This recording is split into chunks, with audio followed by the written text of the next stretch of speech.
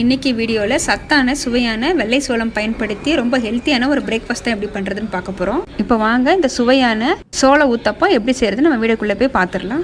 250 ml measurement உள்ள கப்பில் 1 cup அளவுக்கு வெள்ளை சோளம் எடுத்துருக்காங்க.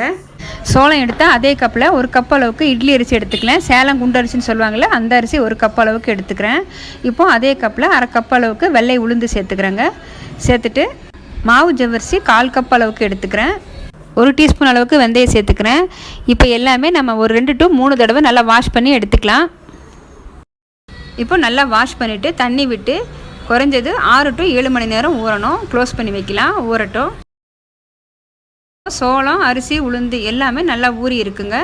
இப்போ ஒரு தடவை நம்ம கல் ஏதாவது இருக்கான்னு செக் பண்ணிக்கலாங்க. செக் பண்ணிவிட்டு ஒரு சின்ன மிக்சர் ஜாரில் சேர்த்துக்கிறேன். நீங்கள் கிரைண்டரில் கூட அரைச்சி எடுத்துக்கலாம். குவான்டிட்டி கம்மியாக இருக்கிறதால நான் மிக்சியில் அரைச்சி எடுத்துக்கிறேங்க. நல்லா நைஸாக எந்த அளவுக்கு அரைக்க முடியுமோ அந்த அளவுக்கு அரைச்சி எடுத்துக்கோங்க. அரைச்சதை இப்போ ஒரு பாத்திரத்தில் சேர்த்துக்கலாம். நல்லா நைஸாக அரைப்பட்டுருக்குங்க. இதே போல் நான் எல்லாமே அரைச்சி எடுத்துக்கிறேன்.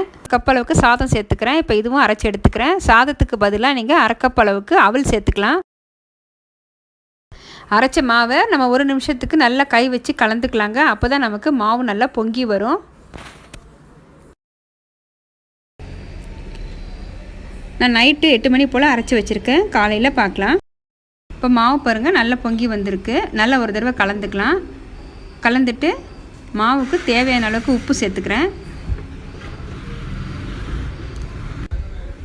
இப்போ தோசைக்கல் வச்சுருக்கேன். கல் நல்லா சூடாக இருக்குது. நம்ம லைட்டாக எண்ணெய் தடவிட்டு மாவு சேர்த்துக்கலாம். நம்ம இதை ஊத்தப்பம் தான் செய்ய போகிறோம்.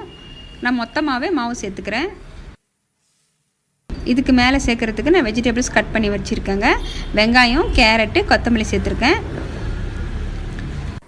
இந்த ஊத்தப்பம் நீங்கள் குழந்தைங்களுக்கு லஞ்ச் பாக்ஸாகவும் கொடுக்கலாங்க. மேலே பன்னீரும் ஸ்வீட் கார்ன் கூட சேர்த்து கொடுக்கலாம். இன்னும் டேஸ்ட்டாக இருக்குங்க.